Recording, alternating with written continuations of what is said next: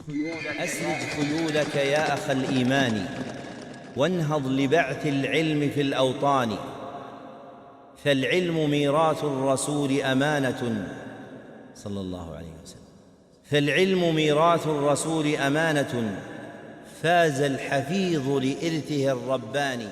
رحمة الله وبركاته. الحمد لله رب العالمين، والصلاة والسلام على أشرف الأنبياء وخاتم المرسلين، أشهد أن لا إله إلا الله وحده لا شريك له، وأشهد أن محمدًا عبده ورسوله صلى الله عليه وعلى آله وصحبه وسلم. رب اشرح لي صدري ويسر لي أمري واحلل عقدة من لساني يفقه قولي. اللهم صل وسلم على نبينا محمد. أعوذ بالله السميع العليم من الشيطان الرجيم من همزه ونفخه ونفثه. بسم الله الرحمن الرحيم. وَلَقَدْ وَصَّيْنَا الَّذِينَ أُوتُوا الْكِتَابَ مِنْ قَبْلِكُمْ وَإِيَّاكُمْ أَنِ اتَّقُوا اللَّهَ۔ آج کی یہ ہماری مجلس شیخ الاسلام امام ابن تیمیہ رحمہ اللہ رحمۃ واسعہ کی ایک عظیم وصیہ الوصیہ الصغریٰ اس حوالے سے ہے۔ میں یہ چاہوں گا کہ قبل اس کے کہ باقاعدہ ہمارے ایک شیخ اس کی عبارت کی قرأت کریں، آپ صدق کے دل سے اللہ تعالیٰ سے اپنے ہی دل میں دعا کر لیں کہ اللہ تعالیٰ ہمیں اس وصیت پہ عمل کرنے کی توفیق نصیب فرمائے۔ رب اشرح لی صدری ویسر لی امری بھی پڑھ لیں اور علم نافع کی دعا بھی پڑھ لیں۔ نعم تفضل یا شیخ۔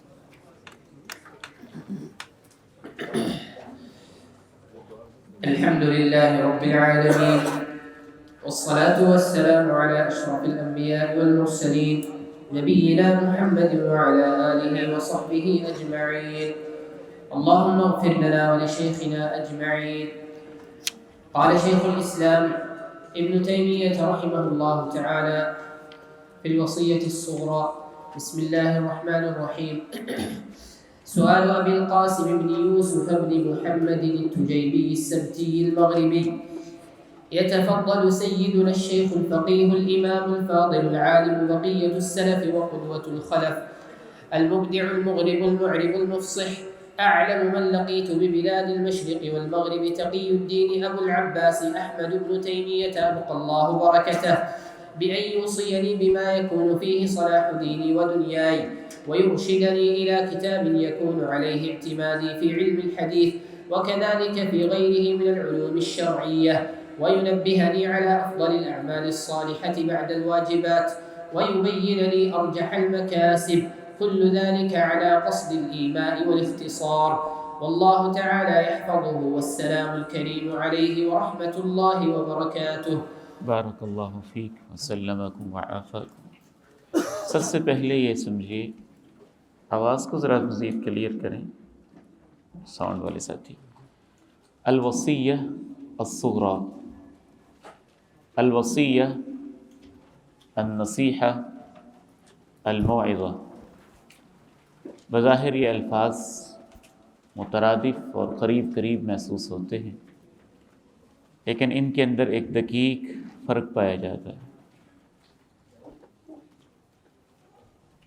ایک معنی ان تینوں کے اندر جامع ہے، مشترک ہے، خیر خواہی چاہنا،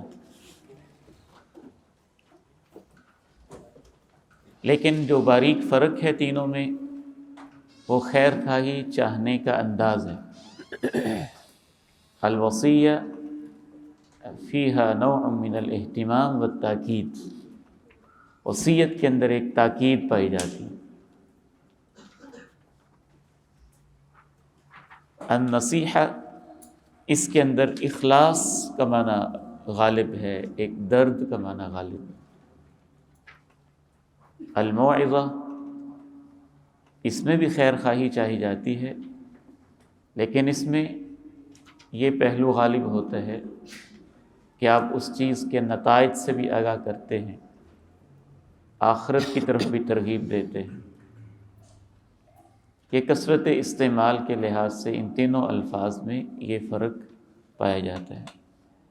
تو الوصیہ، النصیحہ اور الموعظہ، اور بھی کچھ فروق ہیں لیکن چونکہ وقت مختصر ہے ہم ان کی طرف نہیں بڑھیں گے۔ الوصیہ اور النصیحہ میں بعض اہل علم نے یہ بھی فرق کیا ہے کہ الوصیہ وہ ہوتی ہے جو موت سے پہلے کی جاتی ہے، اور النصیحہ عمومی خیر خواہی کسی بھی وقت کی جا سکتی ہے۔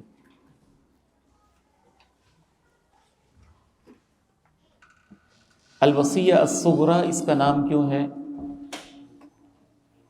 شیخ الاسلام امام ابن تیمیہ رحمہ اللہ سے دو وصیتیں منقول ہیں، ایک الوصیہ الصغریٰ ہے اور دوسری الوصیہ الکبریٰ، اور دونوں ہی شیخ الاسلام امام ابن تیمیہ رحمہ اللہ کے فتاویٰ کے اندر موجود ہیں۔ الوصیہ الصغریٰ یہ جیسا کہ آپ نے ابھی عبارت کے اندر سنا، ان کے ایک شاگرد ابو القاسم ابن یوسف ابن محمد التجیبی السبتی المغربی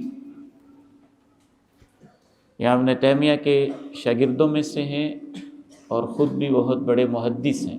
امام ذہبی رحمہ اللہ نے ان کے بارے میں سیر میں یہ تبصرہ کیا ہے، الامام المحدث الرحال، امام ہیں، محدث ہیں اور کثرت رحلات کے اندر معروف ہیں۔ ان کا نام بھی القاسم ہے، کنیت بھی ابو القاسم ہے اور نام القاسم، ابو القاسم القاسم ابن یوسف ابن محمد التجیبی۔ تجیب ان کے آباء و اجداد میں ایک شخصیت تجیب بنت ثوبان ابن سلیم بنی مزہج قبیلے سے، عربی قبیلے سے تعلق رکھتے ہیں، اور یہ ان عربی قبائل میں سے تھا جنہوں نے اسپین کے اندر ہجرت کی۔ المغربی جس کو آج کل ہم یورپ کا علاقہ کہتے ہیں، اسپین بالخصوص ایگزیکٹلی اسپین کا ایک بالکل سمندر کے کنارے علاقہ ہے، شہر ہے، اس کے بارے میں دونوں ہی ضبط کتب البلدان کے اندر موجود ہیں، سبتہ اور سبتہ۔ تو وہاں سے تعلق رکھتے ہیں امام ابن تیمیہ رحمہ اللہ کے یہ شاگرد۔ 735 ہجری میں ان کی وفات ہے۔ تو انہوں نے شیخ الاسلام امام ابن تیمیہ رحمہ اللہ سے کہا مجھے کوئی جامع مختصر نصیحت کر دیجئے، تو انہوں نے اجالہ میں ان کے لیے یہ وصیت لکھی۔ اس کو بعد کے علماء نے الوصیہ الصغریٰ کا نام دیا۔ تو الوصیہ الکبریٰ کون سی ہے؟ الوصیہ الکبریٰ کے اندر شیخ الاسلام امام ابن تیمیہ رحمہ اللہ تعالی نے ایک اور طبقے کو ایڈریس کیا تھا۔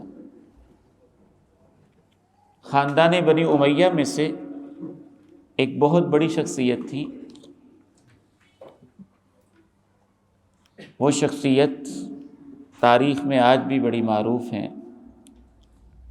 بعد میں ان کے باقاعدہ طور پہ بہت سارے فالورز بھی پیدا ہوئے۔ عدی ابن مسافر نام لکھ لیجیے، عدی ابن مسافر 557 ہجری کے اندر ان کی وفات ہے۔ اموی قبیلے سے تعلق رکھتے ہیں، خاندان سے۔ امام ذہبی رحمہ اللہ نے ان کے بارے میں لکھا الشیخ الامام الصالح القدوہ، یعنی عدی ابن مسافر ایک بہت بڑے شیخ، امام اور زاہد شخصیت تھی، لیکن بعد میں ان کے کچھ فالورز ایسے تھے جن کے مشاجرات صحابہ کے بارے میں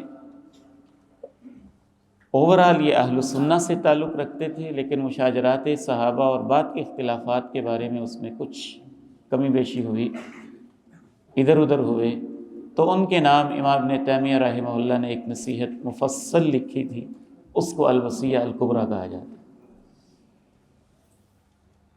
تو یہاں تک یہ واضح ہوا کہ الوصیہ کا کیا معنی ہے۔ اس کتاب کا نام یا اس رسالہ کا نام الوصیہ الصغریٰ امام ابن تیمیہ کا اپنا رکھا ہوا نہیں، بعد کے علماء نے جب دونوں وصیتوں کو دیکھا تو اس کو الصغریٰ کا نام دے دیا، اور دوسری حجم میں چونکہ بڑی تھی تو اس کو الکبریٰ کا نام دے دیا۔ معنی و مفہوم کے لحاظ سے دیکھا جائے تو یہ بھی بہت بڑی وصیت ہے اور وہ بھی بہت بڑی وصیت ہے، صرف یہ الفاظ و کلمات کے اعتبار سے اور کتاب کے حجم کے اعتبار سے اس کو الوصیہ الصغریٰ کہا گیا ہے۔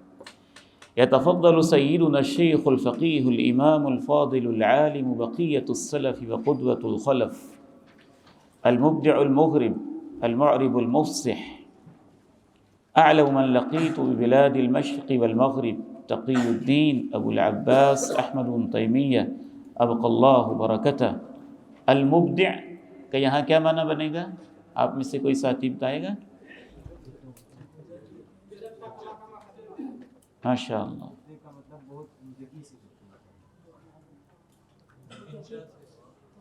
یہ خوبصورت ترجمہ ہے مجدد والا، کیونکہ با، دال اور عین کے اندر نئے سرے سے ایک چیز کو پیدا کرنے کا مفہوم پایا جاتا ہے، یعنی علم و عمل کے ایسے پہاڑ کہ دین کی تعلیمات دین کی اثر نو تجدید کرنے والے ہیں۔ المغرب کا کیا معنی بنے گا؟ غرائب بیان کرنا۔ الذي يأتي بغرائب الأمور ودقائقها التي لا يوجد لها نظير، بے مثال قسم کے نکتے بیان کرنے والے، جس کو ہم اردو میں یکتائے روزگار کہتے ہیں۔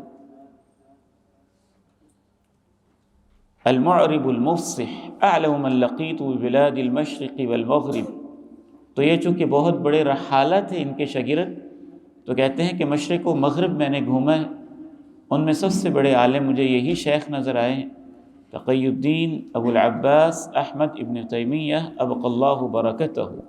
تو ان سے یہ گزارش کر رہے ہیں کہ مجھے آپ وصیت کر دیں۔ 4 موضوعات پہ انہوں نے وصیت مانگی ہے، ان کو بھی ترتیب آپ باقاعدہ نمبرنگ کر لیں۔ بِأَن يُوصِيَنِي بِمَا يَكُونُ فِيهِ صَلَاحُ دِينِي وَدُنْيَاي، ایسی وصیت جس سے دین و دنیا سنور جائے۔ نمبر 2، وَيُرْشِدَنِي إِلَى كِتَابٍ يَكُونُ عَلَيْهِ اعْتِمَادِي فِي عِلْمِ الْحَدِيثِ، ایسی کتاب کی طرف بھی رہنمائی کر دیں کہ علم حدیث میں اس کے اوپر میں اعتماد کروں، میرا اوڑھنا بچھونا ہو جائے، اور اس طرح دیگر علوم شریعہ کے بارے میں کچھ کتابیں بتا دیں۔ تیسری، وَيُنَبِّهَنِي عَلَى أَفْضَلِ الْأَعْمَالِ الصَّالِحَةِ بَعْدَ الْوَاجِبَاتِ۔ چوتھی، وَيُبَيِّنَ لِي أَرْجَحَ الْمَكَاسِبِ، ذریعہ روزگار کون سا ہونا چاہیے۔ یہ ایسے 4 بنیادی سوالات ہیں جو ہر طالب علم کے لیے بہت ہی اہم اور بنیادی ہے۔ تو پہلا سوال دین و دنیا سنور جائے، اور دوسرا سوال کیا تھا؟ کتاب کی طرف رہنمائی، افضل کتاب، یہ علم کے متعلق ہے، اور تیسرا عمل کے متعلق ہے، افضل الاعمال، اور چوتھا معیشت کے متعلق ہے کہ کمائی کا ذریعہ کیا ہونا چاہیے، ذریعہ روزگار کیا ہونا چاہیے۔ ایک چیز کی وضاحت کرتے ہوئے ہم آگے بڑھتے ہیں۔ الوصیہ ہمارے دین میں بہت اہم باب ہے۔ اللہ تعالیٰ خود وصیت کرتے ہیں، یوصیکم اللہ فی اولادکم ذالکم وصاکم بہ۔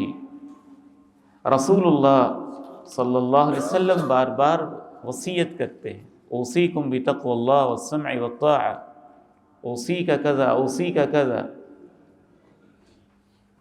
صحابہ کرام اور سلف صالحین بھی ایک دوسرے کو وصیت کرتے رہے۔ اور اہل ایمان کی یہ علامت ہے والعصر ان الانسان لفی خسر الا الذین آمنوا وعملوا الصالحات وتواصوا بالحق وتواصوا بالصبر۔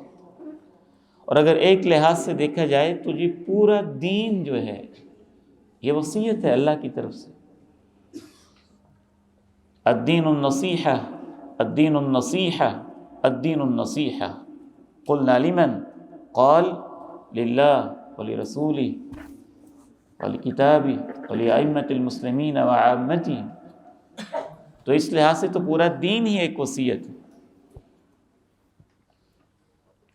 اور خصوصاً موت سے قبل یا اپنے شاگردوں کو وصیت کرنا، پھر اس کی بھی دو قسمیں رہی ہیں۔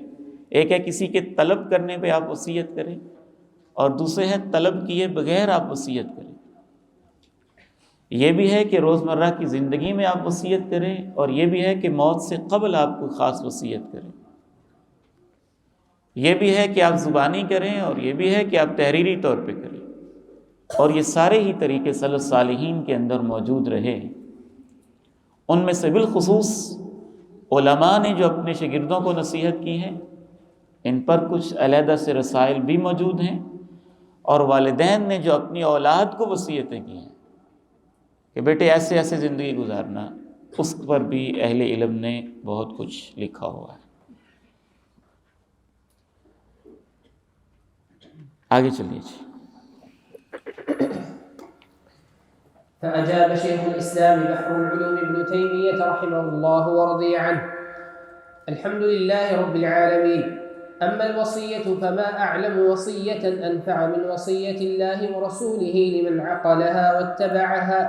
قال تعالى: ولقد وصينا الذين أوتوا الكتاب من قبلكم وإياكم أن اتقوا الله. ووصى النبي صلى الله عليه وسلم معاذا لما بعثه إلى اليمن فقال: يا معاذ اتق الله حيثما كنت وأتبع السيئة الحسنة تمحها وخالق الناس بخلق حسن. بارک اللہ فیک۔ اما الوصیہ، شیخ الاسلام ابن تیمیہ رحمہ اللہ اس کے اندر اب چاروں سوالوں کے ترتیب کے ساتھ اپنے شاگرد کو جواب دے رہے ہیں۔ وصیت کے بارے میں علیحدہ جواب دیں گے، کتاب کے بارے میں رہنمائی کریں گے، اور تیسرے نمبر پہ افضل اعمال کے بارے میں، اور چوتھے نمبر پہ پھر ذریعہ معاش کے بارے میں۔ سب سے پہلے اس کے سوال کا جواب دیتے ہوئے شیخ فرماتے ہیں: اما الوصیہ فما اعلم وصیة انفع من وصیۃ اللہ ورسولہ صلی اللہ علیہ وسلم لمن عقلها واتبعها۔ اللہ اور اللہ کے رسول کی وصیت سے بڑھ کے کوئی وصیت نہیں۔ وَلَقَدْ وَصَّيْنَا الَّذِينَ أُوتُوا الْكِتَابَ مِنْ قَبْلِكُمْ وَإِيَّاكُمْ أَنِ اتَّقُوا اللَّهَ۔ تو ہمیشہ سے اللہ تعالیٰ کی وصیت یہی رہی ہے، اتقوا اللہ۔ سابقہ امتوں کو بھی اللہ نے یہ وصیت کی، اس امت کو بھی اللہ تعالیٰ نے یہ وصیت کی، پوری انسانیت کو بھی اللہ نے یہی وصیت کی ہے۔ یا ایھا الناس اتقوا ربکم الذی خلقکم من نفس واحدہ وخلق منها زوجها۔ اہل ایمان کو خصوصی طور پہ علیحدہ سے اللہ نے نام لے کے وصیت کی، یا ایھا الذین آمنوا اتقوا اللہ حق تقاتہ ولا تموتن الا وانتم مسلمون۔ نبی کریم کو علیحدہ سے مخاطب کر کے اللہ نے کہا یا ایھا النبی اتق اللہ۔ تو تمام انسانوں کو بھی اللہ نے تقوی کی وصیت کی، اہل ایمان کو بھی تقوی کی وصیت کی، اور کائنات کی سب سے بڑی ہستی رسول اللہ صلی اللہ علیہ وسلم کو بھی اللہ تعالیٰ نے علیحدہ سے ایڈریس کر کے کہا یا ایھا النبی اتق اللہ۔ قرآن مجید میں وہ الفاظ جو کثرت سے آئے ہیں ان میں سے ایک لفظ تقوی ہے۔ تقریباً 258 دفعہ اس کا روٹ ورڈ استعمال ہوا ہے، کہیں فعل امر کے طور پہ، کہیں اسم کے طور پہ، کہیں صفت کے طور پہ۔ اس کے معنی و مفہوم میں غور کرنے کی بہت زیادہ ضرورت ہے، اس کے اوپر میری اور آپ کی آخرت کا اور دنیا کی کامیابی کا انحصار ہے۔ اگر غور کیا جائے تو قرآن مجید کے استعمالات سے یہ محسوس ہوتا ہے، اور میں اپنے تمام طلبہ کو یہ نصیحت کرنا چاہوں گا کہ قرآنی الفاظ کو سمجھنے کا سب سے بہترین طریقہ خود قرآنی استعمالات ہیں، کہ اگر آپ یہ سمجھنا چاہتے ہیں کہ قرآن مجید میں اس لفظ کا کیا معنی ہے، تو جہاں جہاں وہ استعمال ہوا ہے اس آیت کو پکڑیں، اس لفظ پہ غور کریں، اس کے سیاق و سباق کو دیکھیں، تو قرآن مجید کی روشنی میں خود ہی آپ کے سامنے واضح ہوتا چلا جائے گا کہ قرآن مجید اس اصطلاح کو کس کس معنی کے اندر استعمال کرتا ہے۔ اگر اس لحاظ سے قرآنی استعمالات کو جمع کیا جائے تو تقویٰ کے 5 بنیادی معنی قرآن مجید سے معلوم ہوتے ہیں۔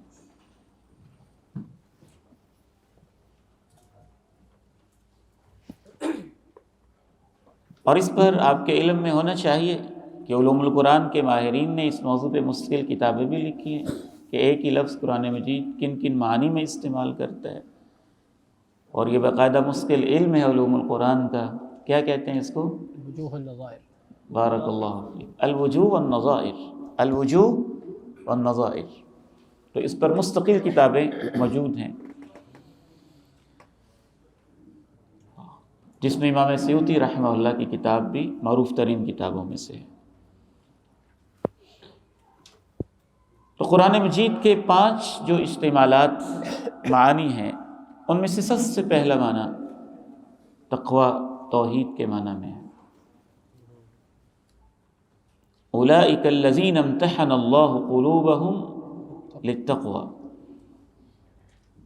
اس معنی میں لا الہ الا اللہ کو کلمۃ التقوی کہا گیا۔ اور تقوی کا دوسرا مفہوم قرآن مجید کے استعمالات کی روشنی میں الاخلاص ہے۔ وَمَن يُعَظِّمْ شَعَائِرَ اللَّهِ فَإِنَّهَا مِن تَقْوَى الْقُلُوبِ، اور تیسرا معنی اطاعت ہے۔ انبیاء کرام نے اپنے لیے جو الفاظ استعمال کیے ہیں وَاتَّقُونَ کے قرآن مجید میں اس کا یہی معنی ہے، اطیعون۔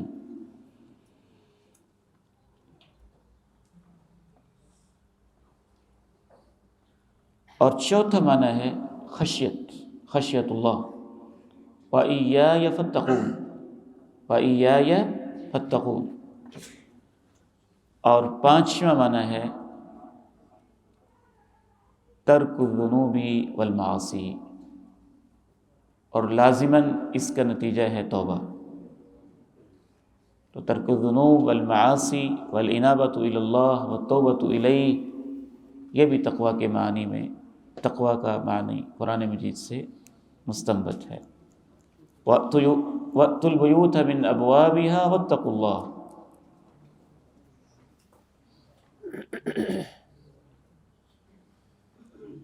وَلَوْ أَنَّ أَهْلَ الْقُرَىٰ آمَنُوا وَاتَّقَوْا، اگر وہ ایمان لے آتے، گناہوں کو چھوڑ دیتے، توبہ کر لیتے، لَفَتَحْنَا عَلَيْهِمْ بَرَكَاتٍ مِّنَ السَّمَاءِ وَالْأَرْضِ۔ تو قرآنی استعمالات میں جتنا بھی آپ اس کے معنی پہ غور کریں گے، ان 5 میں سے کوئی ایک معنی کہیں نہ کہیں اللہ تعالیٰ نے مراد لیا ہو۔ جی، انبیاء کرام جو اپنی اقوام سے مخاطب ہو کے کہتے ہیں نا بار بار الا تتقون فاتقون،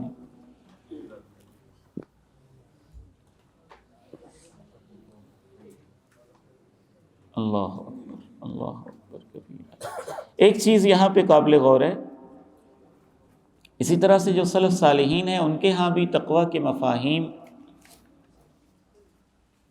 مختلف استعمالات کے لحاظ سے انہوں نے متعین کیے ہیں۔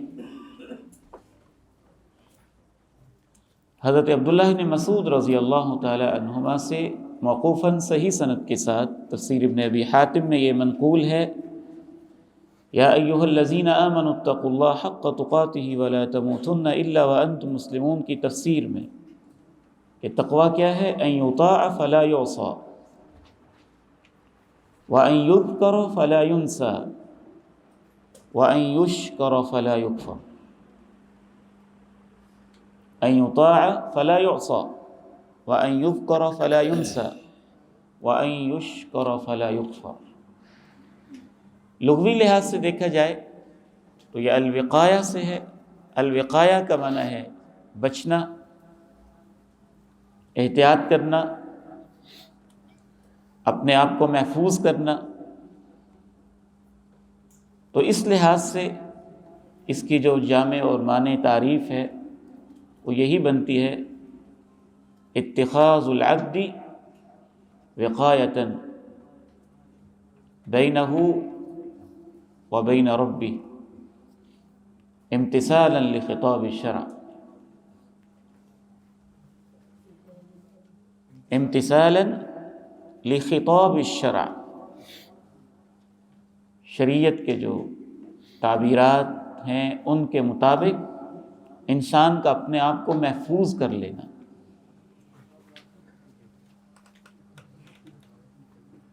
جی بیٹے کچھ پوچھنا چاہتے ہیں تو آپ پوچھ سکتے ہیں، آپس میں کوشش کیجیے گا بات نہ کریں، اس میں یہ مسئلہ ہوتا ہے کہ پھر باقیوں کو ڈسٹربنس ہو رہی ہوتی ہے۔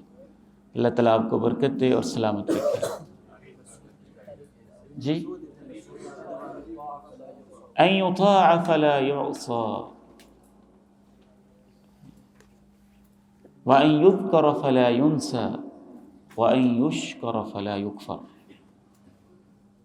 بہت خوبصورت اور جامع، اللہ کی ایسی اطاعت کہ نافرمانی نہ ہو، اس کی ایسی یاد زبان میں دل میں ہر وقت اس کا خیال کہ کبھی بھولے نہ، اور ایسی شکر گزاری کہ نہ شکری قریب نہ آئے۔ یغفر اللہ لنا ولکم۔ پھر اس کے نتیجے میں قرآن مجید کے استعمالات سے یہ محسوس ہوتا ہے کہ جو اطاعت کے نتائج ہیں ان احکامات کے لیے بھی تقویٰ کا لفظ استعمال ہو جاتا ہے، اور نافرمانی کے نتیجے میں جو سزا ملنے والی ہے اس سے ڈرانے کے لیے بھی تقویٰ کا لفظ استعمال ہو جاتا ہے، اور اس کے نتیجے میں جو اہل ایمان کے اندر صفات پیدا ہوتی ہیں ان کے لیے بھی پھر تقویٰ کا لفظ استعمال ہو جاتا ہے، لیکن بنیادی معنی اس کا یہی ہوگا۔ اس پر بھی چند ایک آیات پہ آپ غور کر لیجئے۔ یا ایھا الناس اتقوا ربکم ان زلزلۃ الساعۃ شیء عظیم، کہیں پہ آئے گا ان اللہ سمیع علیم، علیم بذات الصدور۔ تقویٰ اختیار کرو کہ اللہ تمہارے سینوں کے رازوں کو جانتا ہے۔ اس کی نافرمانی کرو گے تو جاؤ گے کہاں؟ اتقوا النار، اس کی نافرمانی کے نتیجے میں جو جہنم کی آگ ہے اس سے بچ جاؤ، اس کے لیے بھی تقویٰ کا لفظ استعمال ہو گیا۔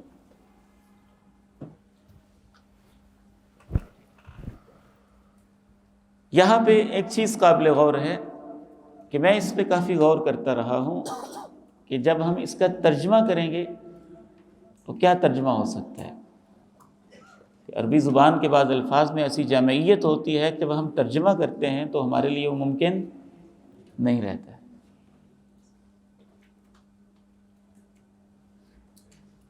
تو مجھے تو کوئی ایسا لفظ نظر نہیں آیا جو ہم کہہ سکیں کہ یہ تقوی کا ترجمہ ہے، لیکن اس کے قریب قریب مجھے ایسے لگتا ہے کہ جب ہم ہر موقع کے اوپر ہی یہ ترجمہ کرتے ہیں نا، ڈر جاؤ، تو تقویٰ کی روح اس سے متاثر ہو رہی ہوتی ہے۔ یعنی جو تقویٰ کا اصل مفہوم ہے وہ اہل زبان کے سامنے واضح نہیں ہو رہا ہوتا، جن کو ہم سمجھانا چاہ رہے ہوتے ہیں۔ تو مجھے یوں محسوس ہوتا ہے، لیکن اس پہ مزید غور کرنے کی ضرورت ہے کہ ہمیں اس کے ترجمے پہ نظر ثانی کرنے کی ضرورت ہے۔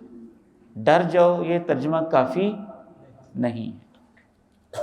یا ایھا الناس اتقوا ربکم الذی خلقکم من نفس واحدہ، اگر یوں کر لیا جائے اے انسانوں اپنے رب کے احکام کی پابندی کرو، یا اس کے قریب کوئی کر لیا جائے جس سے وہ اطاعت کا اور شکر کا اور یہ سارے مفہوم اکٹھے ہو رہے ہوں، تو اس میں زیادہ خوبصورتی ہے۔ ہر جگہ سیاق کے اعتبار سے ہمیں الگ الگ ترجمہ کرنا پڑے گا؟ تقویٰ کے جو 5 معانی پابندی کا لفظ ایسا ہوگا، میرا خیال ہے ہر جگہ چل جائے گا. پابندی کا لفظ قریباً چل جائے گا، جیسے پرہیزگاری بھی اس کے قریب ہے. لیکن جب سیاق و سباق تبدیل ہوگا تو پھر معنی چینج کرنے میں کیا حرج ہے؟ یہی تو ہمارا مسئلہ ہے کہ ہم جب سیاق و سباق کے لحاظ سے چینج نہیں کرتے تو پھر با کا ترجمہ ہر وقت ساتھ ہی چلتا رہتا ہے. تو عام بندوں کو قریب کرنے کے لیے ہم وہ اصل روح جو ہے طلبہ سے، وہ بھی اس سے محروم ہو جاتے ہیں، اور وہ پوری زندگی فارغ ہونے کے بعد بھی با کا معنی ساتھ ہی کرتے رہتے ہیں.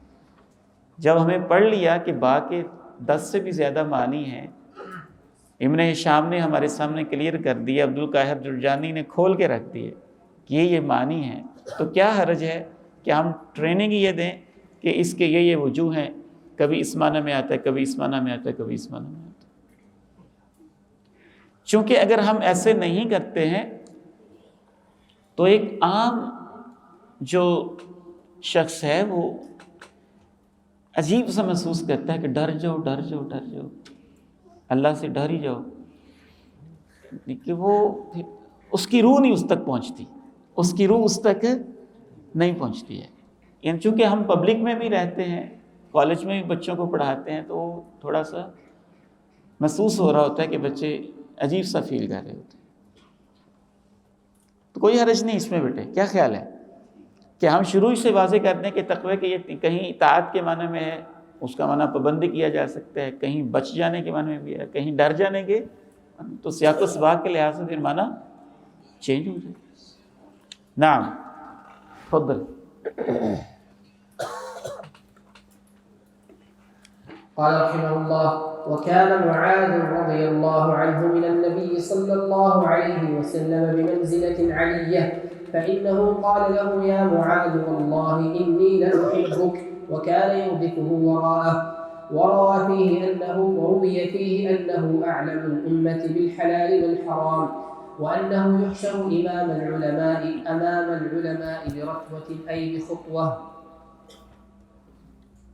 آگے تک پڑھتے ہیں. تشبیہ. ومن فضائله أنه بعثه النبي صلى الله عليه وسلم مبلغا عنه داعيا ومفقها ومفتيا وحاكما إلى أهل اليمن، وكان يشبهه بإبراهيم الخليل عليه السلام، وإبراهيم إمام الناس. وكان ابن مسعود رضي الله عنه يقول: إن معاذا كان أمة قانتا لله حنيفا ولم يكن من المشركين تشبيها له بإبراهيم. ثم إنه صلى الله عليه وسلم وصاه بهذه الوصية، فعلم أنها جامعة، وهي كذلك لمن عقلها، مع أنها تفسير الوصية القرآنية. اللہ اکبر کبیرہ. رسول اللہ صلی اللہ علیہ وسلم نے حضرت معاذ کو وصیت کی جب ان کو یمن روانہ کیا. جناب معاذ کو رسول اللہ صلی اللہ علیہ وسلم نے یمن کب روانہ کیا تھا؟ نعم یجیب احدکم. جی بارک اللہ فیک. عام الوفود جس میں بہت سارے لوگ اسلام قبول کر رہے تھے، تو مختلف علاقوں میں آپ دین کے داعی بھیج رہے تھے ان کی تربیت کے لیے. تو یہ غزوہ تبوک کے بعد ہوا ہے جب نبی علیہ السلام نے حضرت معاذ کو روانہ کیا ہے یمن کی طرف. آپ کہہ لیں 9 ہجری کے اواخر میں، 9 ہجری کے اواخر میں. تو شیخ الاسلام امام ابن تیمیہ رحمہ اللہ اس وصیت کی اہمیت کے اوپر 2-3 نقطے بیان کر رہے ہیں. سب سے پہلا نقطہ کہ یہ وصیت اس لیے اہم ہے کہ اللہ کے نبی علیہ السلام نے محبوب ترین شخصیت کو کی ہے.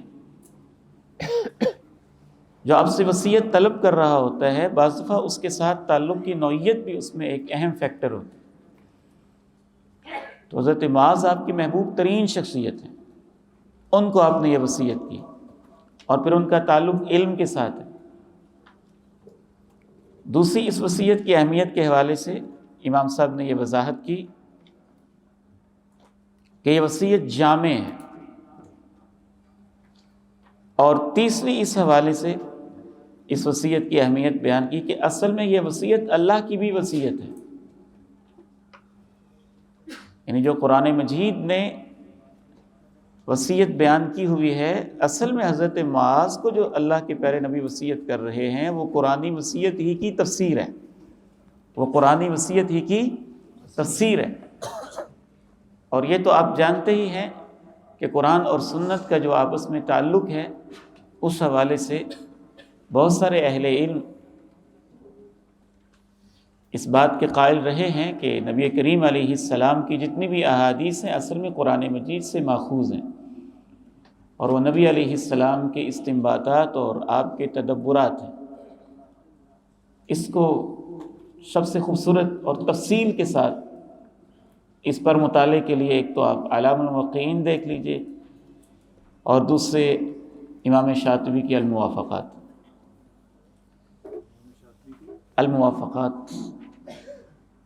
اس میں انہوں نے سنت اور قرآن کا آپس میں کیا تعلق ہے اس حوالے سے تفصیل کے ساتھ لکھا۔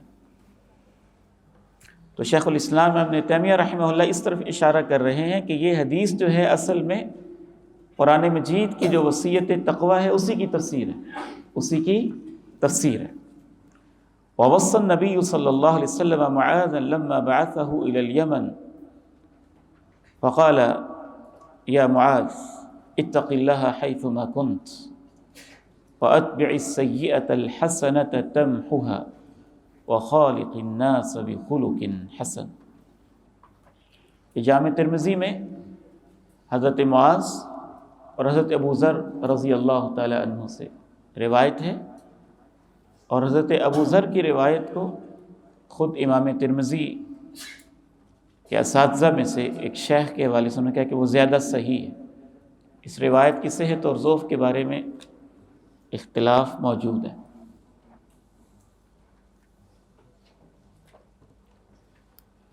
امام ترمذی رحمہ اللہ نے اس کو حسن کہا ہے، امام ذہبی نے بھی حسن کہا ہے، اور اس کے اپنے الگ الگ اگر طریق دیکھے جائیں تو اکثر میں کوئی نہ کوئی ضعف پایا جاتا ہے، لیکن من حیث المجموع یقیناً اس کا مضمون، اس کا مغزہ اور اس کا مفہوم وہ تو قرآن سے ہی ماخوذ ہے، قرآن ہی سے ماخوذ ہے۔ یا معاذ اتق اللہ حیثما کنت وَأَتْبِعِ السَّيِّئَةَ الْحَسَنَةَ تَمْحُهَا وَخَالِقِ النَّاسَ بِخُلُقٍ حَسَنٍ۔ اے معاذ جہاں بھی رہو اللہ کا تقوی اختیار کرنا۔ أَتْبِعِ السَّيِّئَةَ الْحَسَنَةَ تَمْحُهَا، جب بھی برائی ہو جائے تو اس کے بعد نیکی کرنا تاکہ وہ اس کو مٹا دے۔ وَخَالِقِ النَّاسَ بِخُلُقٍ حَسَنٍ، لوگوں سے اچھے اخلاق سے مل جل کر رہنا۔ وَكَانَ مُعَاذٌ رضی اللہ عنہ من النبی بمنزلة عالیہ فإنه قال له یا معاذ واللہ انی لأحبک۔ اے معاذ مجھے آپ سے محبت ہے۔ ایک روایت میں آپ نے 2 دفعہ کہا یا معاذ واللہ انی لأحبک، واللہ انی لأحبک، اللہ کی قسم مجھے آپ سے محبت ہے، اللہ کی قسم مجھے آپ سے محبت ہے، اور اللہ کی قسم ہمیں آپ سب سے محبت ہے، کیونکہ آپ دین کے طلبہ ہیں۔ سچی بات ہے، اس مجلس اور اس محفل سے اور شوق سے یوں لگتا ہے جیسے علم کی تحریک دوبارہ زندہ ہو رہی ہے، اور ہمارے ذہنوں میں جو تھوڑا سا ایک تھک جاتے ہیں نا بعض دفعہ ہم کہ شاید بچے نہیں پڑھنا چاہتے، تو آپ جیسے طلبہ علم کو دیکھ کے لگتا ہے کہ نہیں، نخبہ موجود ہے اس وقت بھی الحمدللہ، اور شوق بھی موجود ہے۔ مجھے آپ سے محبت ہے، مجھے آپ سے محبت ہے۔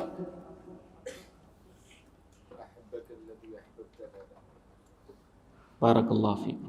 تو پھر آپ نے یہ وظیفہ بتایا اللہم اعنی علی ذکرک و شکرک و حسن عبادتک، ابو داؤد اور سنن نسائی کی روایت۔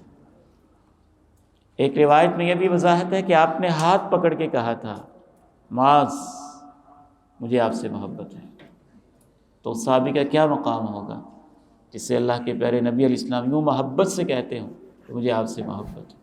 وَكَانَ يُرْدِفُهُ وَرَاءَهُ، سواری پر اپنے پیچھے بھی بٹھا لیتے تھے۔ صحیح بخاری کی معروف حدیث کی طرف اشارہ ہے، کنت ردف النبی صلی اللہ علیہ وسلم، تو آپ نے کہا یا معاذ اتدری ما حق اللہ علی العباد وحق العباد علی اللہ، وروی فیہ انہ اعلم الامہ بالحلال والحرام، یہ اس حدیث کی طرف اشارہ ہے جو مسند ابی یعلا کی معروف ہے، ارحم امتی بامتی ابوبکر واشدہم فی امر اللہ عمر واقضاہم علی وافرضہم زید بن ثابت واعلمہم بالحلال والحرام معاذ بن جبل۔ اسے بعض اہل علم کے نزدیک وہ حسن ہے اور بعض اہل علم وہ بھی ضعیف ہے۔ آگے چلیے، اگلی حدیث امام صاحب نے یہ پیش کی وَأَنَّهُ يُحْشَرُ أَمَامَ الْعُلَمَاءِ بِرَتْوَةٍ، یہ روایت بھی مرسل ہے کہ حضرت معاذ قیامت کے دن علماء کی قیادت کر رہے ہوں گے، ایک قدم ان سے آگے آگے آ رہے ہوں گے۔ ومن فضله أنه بعثه النبي صلى الله عليه وسلم مبلغا عنه داعيا ومفقها ومفتيا وحاكما إلى أهل اليمن وكان يشبهه بإبراهيم الخليل۔ اصل میں یہ نسخوں کا اختلاف ہے، کسی نسخے کے اندر یہ الفاظ یشبہہ نہیں ہے بلکہ وکان یشبہ ہے، کیونکہ یشبہہ کہیں تو یہ حدیث بن رہی ہے کہ اللہ کے نبی جناب معاذ کو ابراہیم سے تشبیہ دیتے تھے، جبکہ ایسی کوئی حدیث موجود نہیں ہے جس میں اللہ کے نبی علیہ السلام نے حضرت معاذ کو ابراہیم سے تشبیہ دی ہو۔ صحابہ نے تشبیہ دی ہے، صحابہ نے تشبیہ دی ہے، تو اس لیے ہم اس کو وکانا یشبہ کے معنی میں ہی لیتے ہیں، اس والے نسخے پہ اعتماد کر لیتے ہیں۔ وکانا یشبہ بابراہیم الخلیل علیہ السلام و ابراہیم امام الناس۔ کون تشبیہ دیتے تھے؟ آگے انہوں نے خود وضاحت کر دی امام ابن تیمیہ رحمہ اللہ نے۔ وکان ابن مسعود رضی اللہ عنہ یقول ان معاذا كان امة قانتا لله حنیفا ولم یک من المشرکین تشبیہا له بابراہیم۔ تفضل۔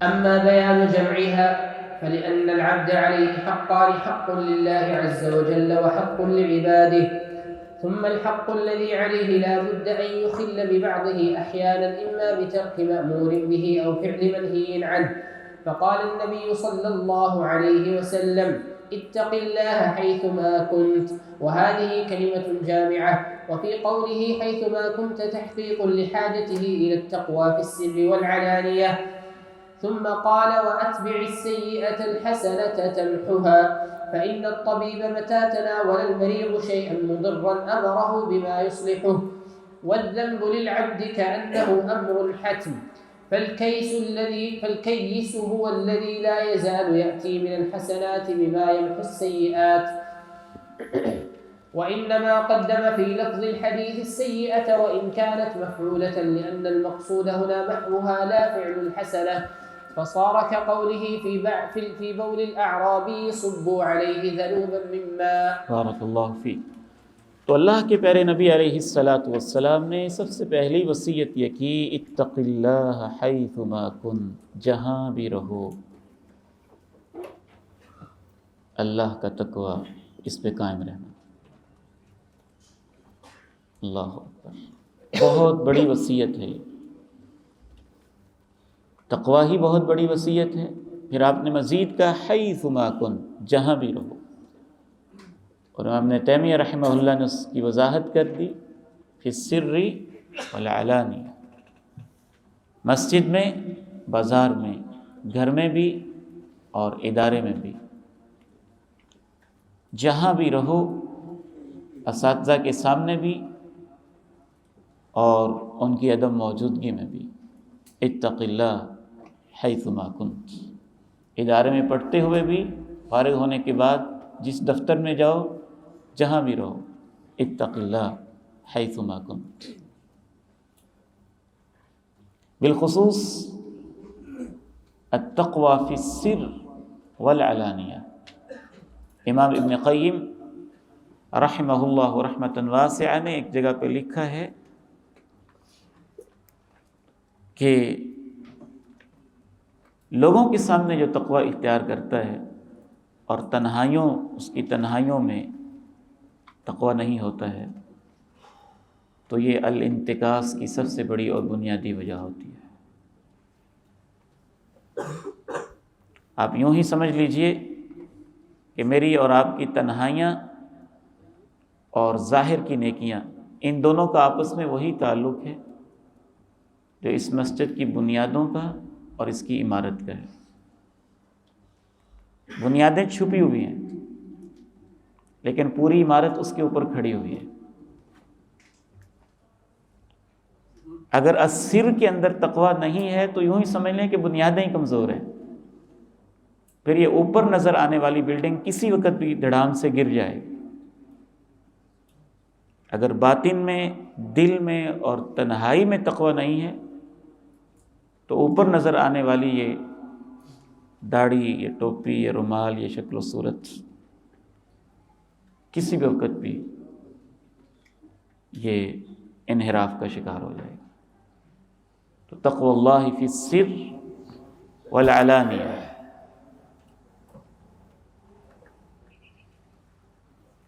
وَأَتْبِعِ السَّيِّئَةَ الْحَسَنَةَ تَمْحُوهَا۔ اب انسان تقوی اختیار کرے گا لیکن ہر وقت اس پہ قائم نہیں رہ سکے گا، کیونکہ انسان کمزور ہے۔ اِنَّكُمْ تُخْطِئُونَ بِاللَّيْلِ وَالنَّهَارِ، اے آدم کے بیٹو تم دن رات گناہ کرتے ہو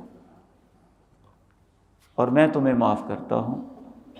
تو جب گناہ ہو جائے تو پھر یہ فکر ہو جائے، یعنی گناہ بھی کبھی یہ ہو سکتا ہے کہ حکم پہ عمل نہیں ہوا، اور کبھی یہ ہوا کہ جو اللہ نے کام روکا تھا اس کا ارتکاب ہو گیا۔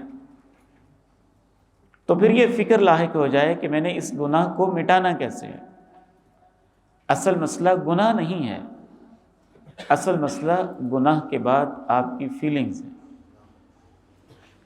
اگر گناہ کے بعد آپ اس کی کوئی پرواہ نہیں کر رہے ہیں تو اندیشہ ہے کہ آپ کے اندر منافقت پائی جاتی ہے، کیونکہ منافق کی نشانی ہے کہ وہ اپنے گناہوں کو یوں محسوس کرتا ہے کذباب وقع علی انفی فقال بی ھکذا، ایک مکھی یہاں بیٹھی اور اس نے اس کو اڑا دیا۔ اور بندہ مومن، آپ نے یہ نہیں کہا کہ وہ گناہ کرتا نہیں ہے، کہا وہ گناہ کو ایسے محسوس کرتا ہے کأنہ تحت جبل، کہ ایک پہاڑ اس کے اوپر گرنے والا ہے۔ تو اس کو یہ فکر ہوتی ہے کہ جو مجھ سے غلطیاں یا گناہ ہوئے ہیں وہ اللہ تعالیٰ مجھے کیسے معاف کرے گا۔ تو رسول اللہ صلی اللہ علیہ وسلم نے پہلی وصیت یہ کی معاذ کو، اتق اللہ حیث ما کنت، جہاں بھی رہو اللہ کا تقوی اختیار کر کے رہو۔ اور خصوصاً آپ طلبہ علم ہیں، ہماری دعا ہے اللہ تعالیٰ آپ کو بہت اونچے اونچے مقامات پہ لے جائے، اور پھر وہاں ہی تقوی کا امتحان ہوتا ہے۔ مدارس کی دنیا میں ایک خاص ماحول میں جہاں داڑھی نہ رکھنا معیوب سمجھا جاتا ہے اور سب اپنی ترچھی نگاہوں سے دیکھتے ہیں کہ اس نے داڑھی کے 2 بال کیوں کٹوا دیے، وہاں داڑھی وہاں بھی رکھنی ہے، لیکن یہ تقوی کی علامت نہیں ہے۔ تقوی کی علامت تب ہوگی جب داڑھی رکھنے کے اوپر لوگ تانے دیتے ہوں اور بندہ پھر اللہ کی رضا کے لیے اس کو سجائے ہوئے۔ تو پھر یہ اندر کے تقوی کی ایک علامت ہو جائے گی اور ایک بہت بڑا جہاد بھی ہو جائے گا۔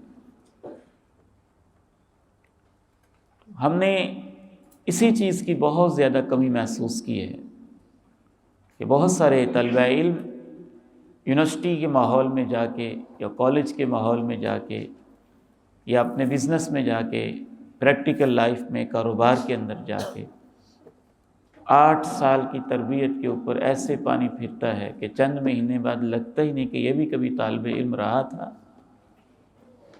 تو اس کی وجہ یہی ہوتی ہے کہ وہ تقوی اللہ فی العلانیہ تھا، بس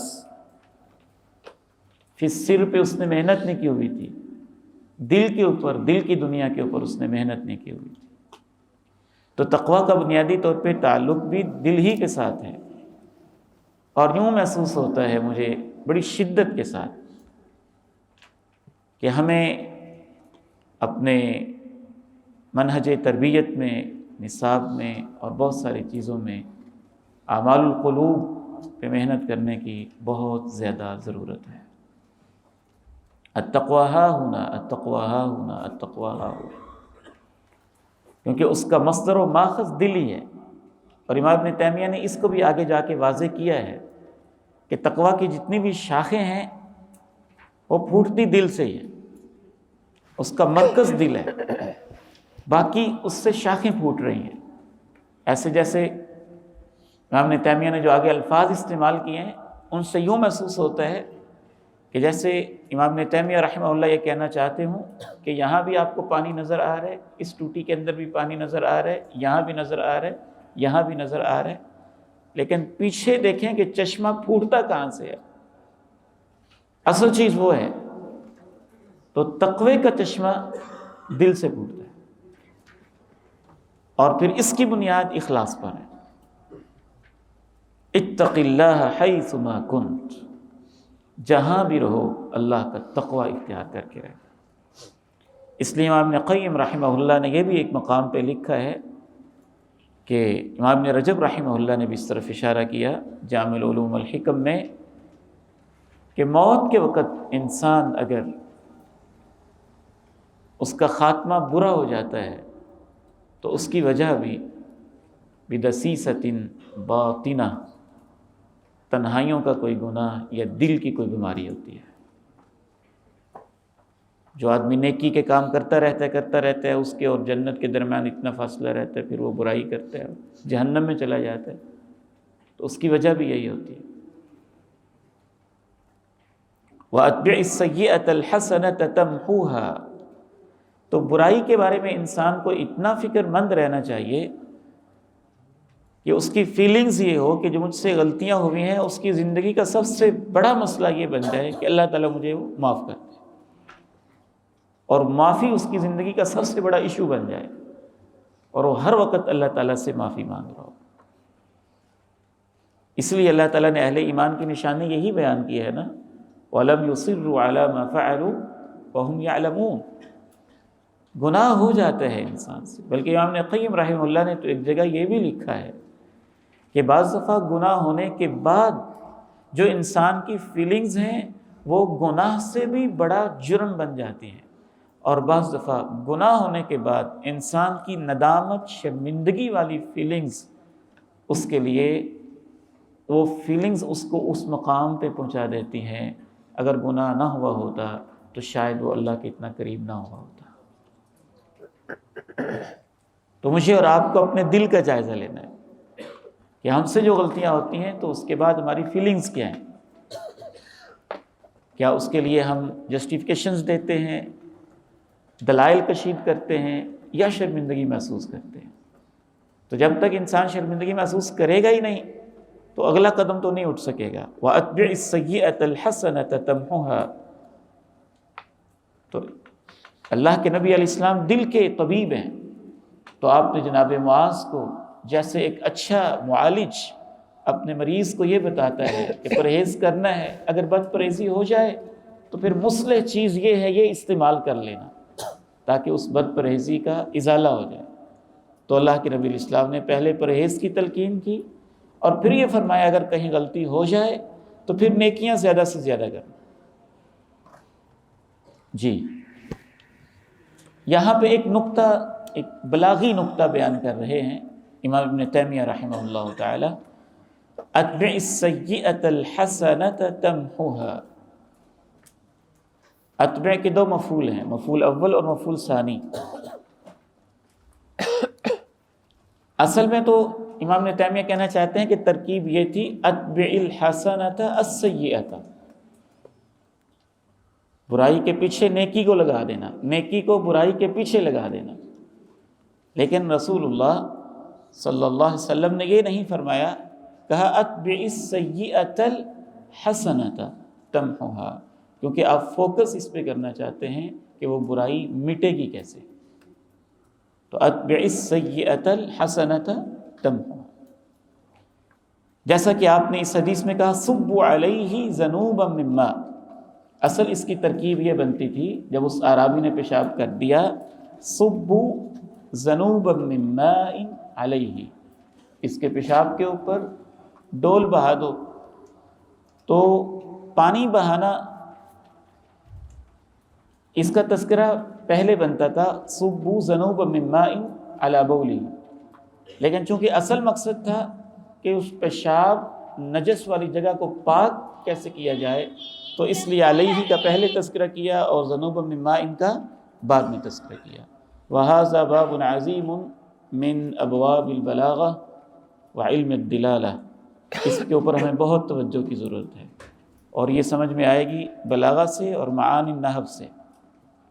اس کے لیے جتنے بھی ہمارے طلبہ ماشاءاللہ آخری مراحل میں ہیں علم کی تکمیل کے، قواعد النحو، قواعد الصرف، پھر ہدایت النحو، شرح ابن عقیل، تو اس کے پڑھنے کے بعد اصل مقصد تو قرآن کی بلاغہ کو سمجھنا تھا، تو اس کے لیے ذرا فاضل صالح السامرائی کا مطالعہ شروع کر دیں، اور خصوصاً ان کی جو کتابیں ہیں البلاغہ القرآنیہ کے اوپر، یہ اور ابن عاشور کی التحریر والتنویر، یہ ایسے دقیق نقطے یہ ائمہ بہت خوبصورت انداز میں بیان کرتے ہیں. فاضل صالح السامرائی، ان کی کافی ساری کتابیں. صالح السامرائی بھی رائٹر ہیں، ان کے بیٹے بھی رائٹر ہیں، دونوں ہی کی کتابیں موجود جی.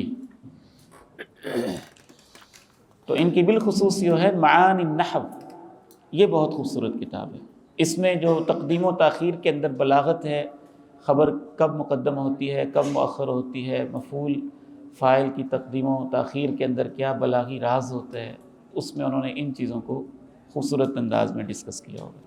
نعم، شیخ ثناء اللہ زاہدی حفظہ اللہ کی کتاب، اس کا نام مجھے بھول رہا ہے، بہت خوبصورت ہے اس حوالے سے جی. ہاں جی، وہ بھی بہت خوبصورت ہے اس موضوع پر جی. أسرج خيولك يا أخ الإيمان وانهض لبعث العلم في الأوطان، فالعلم ميراث الرسول أمانة صلى الله عليه وسلم، فالعلم ميراث الرسول أمانة فاز الحفيظ لإرثه الرباني.